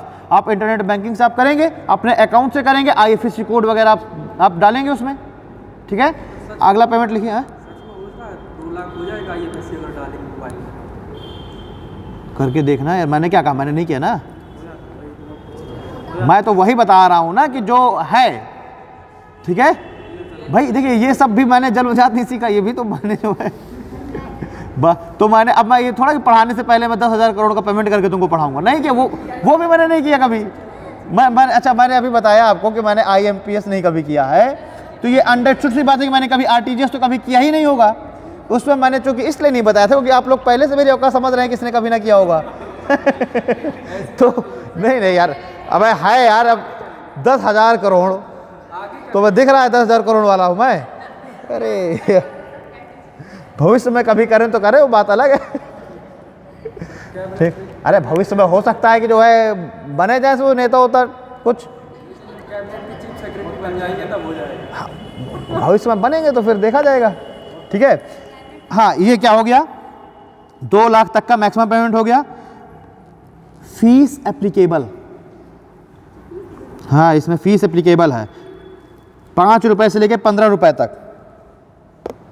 इसमें फीस एप्लीकेबल है, फीस लगेगी 5 रुपए से लेके 15 रुपए तक। हाँ RTGS में यार पहले लगा करता था, अब मुझे लग रहा RTGS में नहीं लगता यार पैसा। RTGS में अब मेरे ख्याल से नहीं लगता, कॉर्पोरेट्स के लिए सुविधा देने के लिए है, कॉर्पोरेट्स के 5 दिन केवल वीक में चल रहा है। पहले उसमें RTGS में एक पैसा अमाउंट लगा करता था फीस, अब इस समय सर्विस चार्ज उसमें RTGS में लग नहीं रहा है। इस पॉइंट को भी जरा तुम लोग, ये IMPS होता है ना। अच्छा हाँ, तो फिर जब आप अगर बैंक कर रही होगी तो नहीं ले रही होगी बैंक, अगर आप स्वयं कर रहे हैं हाँ तो उसमें लग रहा होगा। हाँ क्योंकि जो है अभी हाल फिलहाल जो है RTGS अकाउंट से कराया गया था तो उसमें नहीं लगा था चार्ज। ठीक, तो ये चीज़ हो सकती है कि बैंक में जाकर के अगर आप RTGS करा रहे हैं तो फीस नहीं लग रही होगी, स्वयं अगर आप RTGS कर रहे होंगे इंटरनेट बैंकिंग के थ्रू तो हो सकता है कि उसमें जो है कुछ चार्ज लग रहा हो। नहीं NEFT में नहीं लगता, हाँ NEFT में नहीं लगता। ठीक है, हाँ वो फ्री ऑफ कॉस्ट है। IMPS में लग रहा है 5 रुपये से लेकर 15 रुपये तक, कोई खास फीस नहीं है। आगे लिखिए इसी में, पे by bank comma apps application etcetera, मतलब IMPS आप बैंक में जाके भी कर सकते हैं और एप्लीकेशन के थ्रू भी कर सकते हैं।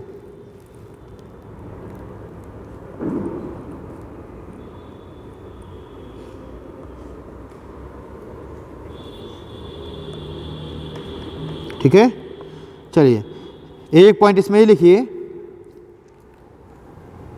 IMPS has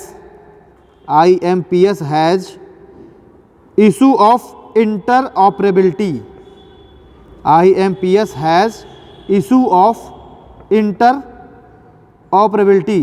INTEROPERABILITY, interoperability। ये क्या है? ये IMPS की एक वो भी है, ठीक है, कमी भी है। तो इसमें क्या चीज़ है, इशू ऑफ इंटरऑपरेबिलिटी क्या है? मान लीजिए आपके फ़ोन पे में पैसा पड़ा हुआ है, उसका सेटलमेंट तो कौन करवा रहा है? सेटलमेंट तो IMPS ही कर रहा है। ठीक है, एक तरीके से सेटलमेंट कौन कर रहा है? IMPS कर रहा है NPCI के थ्रू। लेकिन इसमें एक कमी ये है कि अगर आप अपने फ़ोन पे वैलेट से चाहें कि हम मोबीक्विक वैलेट पे पैसा ट्रांसफ़र कर दें या फ़ोन पे वैलेट से हम चाहें पेटीएम में पैसा ट्रांसफ़र करें पेटीएम वैलेट में, तो यहाँ पर IMPS नहीं सेटलमेंट करता। ये क्या है, ये किसको, आपको क्या करना पड़ेगा, मीडिएटर के रूप में आपको बैंक को अपने बनाना पड़ेगा मीडिएटर। आप फ़ोन पे से आप बैंक अकाउंट में ट्रांसफ़र करिए, फिर बैंक अकाउंट से फिर आप पेटीएम वैलेट में ट्रांसफ़र करिए। ठीक है, तो यहाँ पर क्या है कि जो IMPS है इसमें थोड़ा इशू है इंटर ऑपरेबिलिटी की, यानी कि आप एक वैलेट से आप दूसरे वैलेट में, वैलेट क्या होता है भाई, ये फ़ोन पे वगैरह सब क्या है, वैलेट है ना, इन पे आप क्या है, एक इनकी भी एक लिमिट होती है कि आप सिर्फ इतना पैसा ही आप अपने वैलेट में रख सकते हैं, बट ये बैंक नहीं है। वैलेट वाला नहीं जाता है सर, वैलेट वाला नहीं जाता। जैसे हमें पहले होता था हाँ, फोन पे में हाँ। या गूगल पे में, पहले हमें वो मिलता था कूपन। पेटीएम से आप पैसा अपने अकाउंट में नहीं ट्रांसफ़र कर सकते? वैलेट में आता था, जो कूपन मिलता था ना पहले 5 रुपये, हाँ, वो वैलेट में आता था। तो वो उस लोग जब पेटीएम के वैलेट में जो पैसा पड़ा है उस पैसे को आप बैंक में नहीं ट्रांसफ़र कर सकते, चला जाता है। फिर तो वो चार्ज तो मैंने बताया ना कि IMPS चार्ज ले रहा है। अच्छा, फ़ोन पे में नहीं जाता, गूगल पे तो वैलेट ही नहीं रखता, गूगल पे तो सिर्फ एक मीडिएटर का काम कर रहा है, गूगल पे में तो वैलेट ही नहीं है। ठीक है, अच्छा पेटीएम में जाता है, ठीक है, पेटीएम भी एक एप्लीकेशन है, फ़ोन पे, अच्छा फ़ोन पे में नहीं जाता, हाँ भैया फ़ोन पे में जा रहा होगा, हाँ इस्तेमाल कर फ़ोन पे भी मैंने आज तक इस्तेमाल नहीं किया, मैं गूगल वो करता हूँ, या तो गूगल पे किया डायरेक्ट या तो फिर पेटीएम, दो ही चीज़ होता है। तो फ़ोन पे में वैलेट तो होता है, ये तो पता मुझे, लेकिन अब वैलेट से होता ना जाता हो। ठीक है, मोबीक्विक में तो जाता है, किसी ने चलाया मोबीक्विक? नहीं चलाया, मोबीक्विक भी ऐसा ही एक एप्लीकेशन है।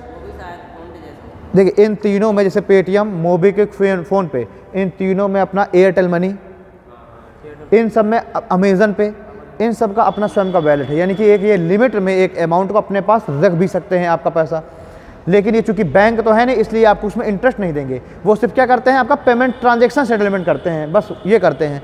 गूगल पे क्या है, गूगल पे वैलेट भी नहीं रखता, वो सिर्फ क्या है, एक मीडिएटर है, वो सिर्फ आपका पैसा उठा के दूसरे को भेज देगा, इसका पैसा उसको भेज देगा, बस। ठीक, तो यहाँ पर IMPS में क्या है, इंटर ऑपरेबिलिटी की समस्या है, यानी एक वैलेट से पैसा दूसरे वैलेट में नहीं जाएगा, यानी कि फ़ोन पे के वैलेट से पैसा मोबीक्विक के वैलेट में नहीं जाएगा। ठीक है, तो ये जो है, बाकी वो ट्रांजेक्शन करवा देगा आपका, जो NPCI है आपका ट्रांजेक्शन करवा देगा IMPS के थ्रू, लेकिन आपके एक वैलेट से दूसरे वैलेट में नहीं भेजेगा। ठीक है, चलिए, तो यहाँ पर IMPS हमने देख लिया, RTGS देख लिया, NEFT देख लिया।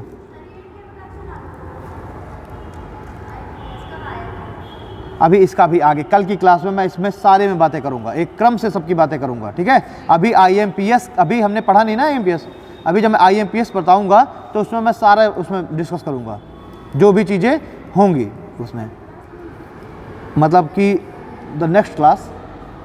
ठीक है, जो भी नेक्स्ट क्लास होगी, अब यहाँ तक की बातें होगी, अब बस अगला जो है बचा है NPCI ही। ठीक, अब आज समय के वजह से, अभाव से बात कहीं ख़त्म करते हैं। नेक्स्ट क्लास में हम लोग NPCI को देखेंगे। ठीक, और फिर उसके बाद हम थोड़ा सा बात करेंगे बिटकॉइन के बारे में, वर्चुअल करेंसी की। यानी हो सकता है अगली क्लास में ये वाला टॉपिक ख़त्म हो जाए। सोमवार मंगलवार पॉलिटी पढ़ाता हूँ, बुध बृहस्पति और शुक्र, नहीं बुध बृहस्पति इकोनॉमिक्स, और शुक्रवार अब बफर डे रहेगा, उसमें जो मन होगा वो पढ़ाऊंगा। है, शनिवार को नहीं पढ़ाऊंगा, मतलब सोमवार मंगलवार पॉलिटी डिसाइडेड। अच्छा, नहीं वो इस तरह अपना वो नहीं चला सकते ना मोनोपोली। सोमवार मंगलवार पॉलिटी फिक्स है, बुध बृहस्पति इकोनॉमिक्स फिक्स है। क्या हो गया Anuradha, how why are you laughing? हमको ही बताओ, हम लोग सब लोग हंसेंगे, बताओ। एक मिनट